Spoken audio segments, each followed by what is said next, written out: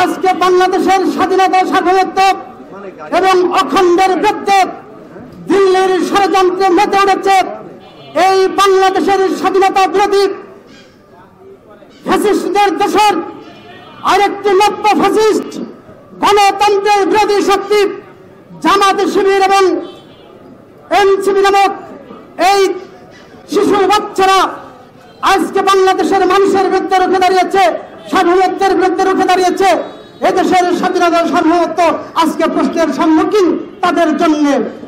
প্রিয় বন্ধুরা আমার, আপনারা লক্ষ্য করেছেন বাংলাদেশের কোনো মানুষ আজ নিরাপদ নয়, কোনো মানুষের জীবন নিরাপদ নয়, কোনো মানুষের সম্পদ নিরাপদ নয়। আজকে যেখানে সেখানে মানুষ হত্যা করা হচ্ছে, মব সন্ত্রাস সৃষ্টি করা হচ্ছে। এই মব সন্ত্রাস সৃষ্টি করে আগামী দিনে বাংলাদেশের সার্বভৌমত্বকে ভারতের হাতে তুলে দেওয়ার জন্য নীল ষড়যন্ত্র করছে এই ফ্যাসিবাদের দেশের জামাত শিবির।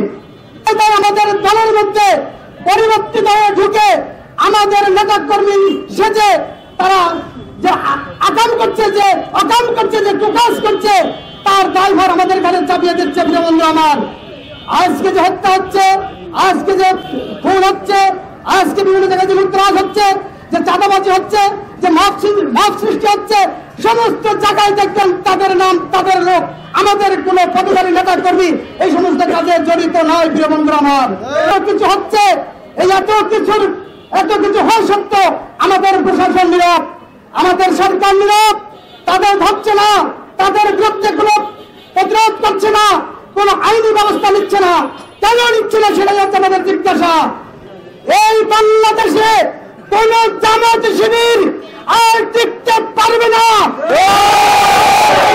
সন্ত্রাসের বিরুদ্ধে তাদের এই স্বাধীনতার সার্বভৌমত্বের বিরুদ্ধে তারা যে ষড়যন্ত্র করছে, সেই ষড়যন্ত্রের বিরুদ্ধে আমরা ঐক্যবদ্ধ হয়ে রুখে দাঁড়াবো। ইনশাআল্লাহ সেটা আমরা মোকাবেলা করবো। এবং আমরা বেশি বাড়াবাড়ি করলে, আমরা স্বৈরাচারকে পাঠিয়েছি দিল্লিতে, তাদেরকে আমরা পিন্ডিতে পাঠিয়ে তারপরে আমরা এই বাংলার মাটি থেকে উঠবো ইনশাআল্লাহ।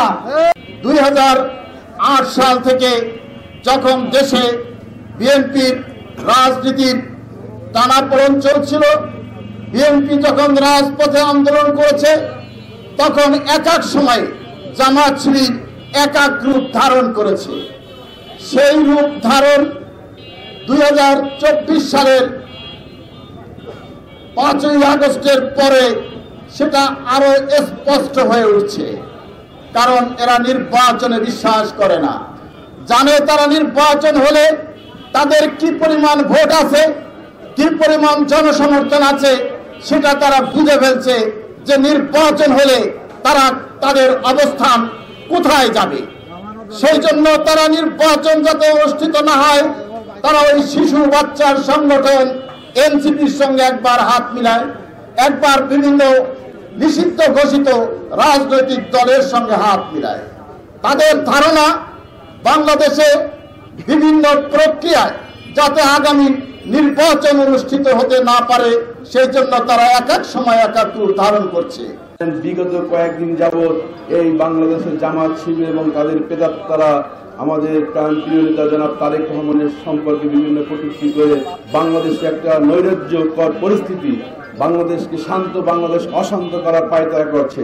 তাই আপনারা জাতীয় স্বেচ্ছাসেবক দল সদা সর্বদা থাকবেন, যাতে এই সামনে আগামী যে একটা শান্তিপূর্ণ নির্বাচন হয়ে যাচ্ছে ফেব্রুয়ারি মাসে, সেই নির্বাচনকে বানচাল করার জন্য ওই জামাত শিবির রাজাকার ওরা যে পায়তারা করছে, সেই যাতে এই বাংলাদেশকে অশান্ত না করতে পারে, এই জন্য আপনারা স্বেচ্ছাসেবক দলের সারা বাংলাদেশ স্বেচ্ছাসেবক দলের নেতৃবৃন্দ যেভাবে জেগে উঠেছে, গোপালগঞ্জে তদ্রুপ এই স্বেচ্ছাসেবক দল অত্যন্ত প্রহরীর মতো পাহারা দেবে, যাতে গোপালগঞ্জ জামাত শিবির যেন মাথা উঁচুতে না দাঁড়াতে পারে, জামাত শিবির যেন কোনো পায়তারা না করে ষড়যন্ত্র না করতে পারে, সেদিকে আপনাদের সজাগ দৃষ্টি রাখতে হবে।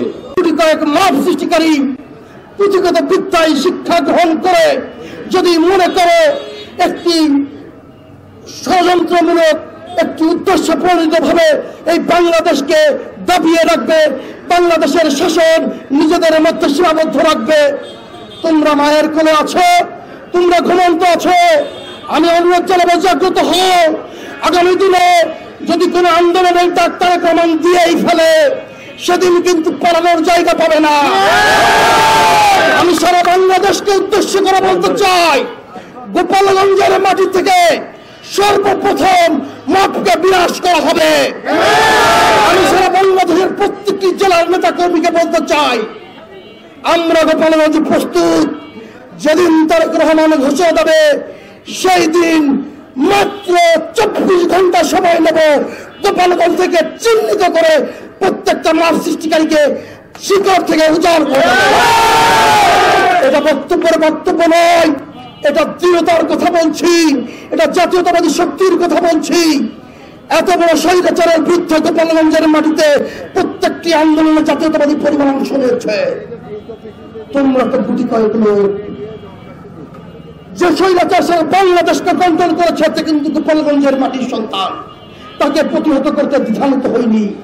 তোমরা গুটি কয়েক লোক যারা বিভিন্ন ছত্রছায়ায় এতদিন জীবন যাপন করেছ, কখনো আওয়ামী লীগ হয়েছে, কখনো যুবলীগ হয়েছে, কখনো ছাত্রলীগ হয়েছে, কখনো আমাদের দলের নেতা কর্মী সেজেছ। আজকে দেখি নতুন কবিরদের তোমাদের চেহারা। তোমাদেরকে কিছু বলছি না মানে বলবো না সেটা কিন্তু নয়। তোমরা হুঁশিয়ার হয়ে যাও। তোমাদের চলন বলন, তোমাদের কাজকর্ম প্রত্যেকটাই কিন্তু আমাদের দৃষ্টিগোচর রয়েছে। তোমরা কেউ আমাদের দৃষ্টির বাইরে নয়।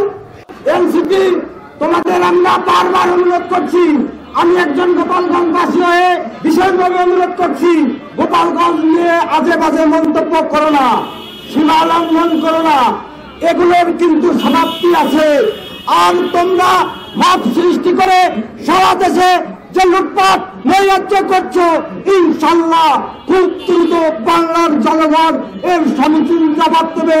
আপনাদের সবাইকে আগামী সংগ্রামে উদাত্ত আহ্বান জানিয়ে যোগদান করার সবাইকে ধন্যবাদ জানাচ্ছি।